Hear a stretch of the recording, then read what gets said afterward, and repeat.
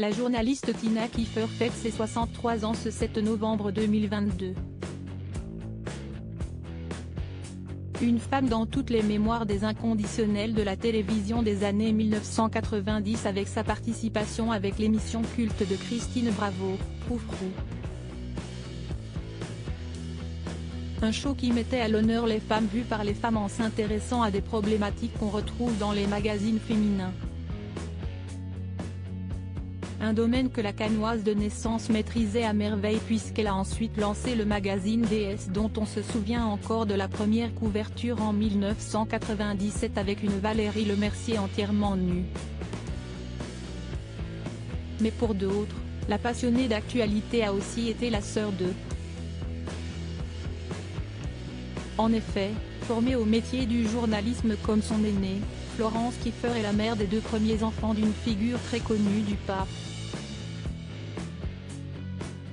Florence Kiefer a été la compagne du présentateur Laurent Delahousse avec qui elle a eu deux filles, nées en 2005 et 2008, Liv Hélène et Sacha. Au moment de leur rencontre, la passionnée d'info était déjà maman d'un petit garçon prénommé Raphaël né d'une précédente union. Aujourd'hui, la star de télé est l'amoureux de l'actrice Alice Taglioni, rencontrée lors d'une interview sur le plateau du journal télévisé de France 2.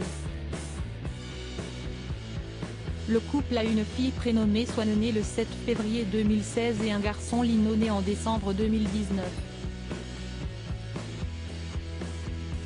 Florence Kiefer poursuit son parcours dans l'information, forte de goût pour la communication qui coule dans ses veines et dans celles de sa sœur. En effet, elles sont toutes deux filles du publicitaire Jacques Kiefer, fondateur et président de l'agence Cerca. Impliquée à 100% pour l'enfance, Tina Kiefer a de son côté eu 5 enfants. Elle a été mariée à François Bing, psychiatre, avec qui elle a eu Barbara et Benjamin, ses deux premiers enfants, et a divorcé du journaliste Stéphane Brasca en 2008, avec qui elle a eu deux autres enfants, Mathie et Carla. En 2006, elle a adopté une petite fille au Cambodge portant le prénom de Chandara.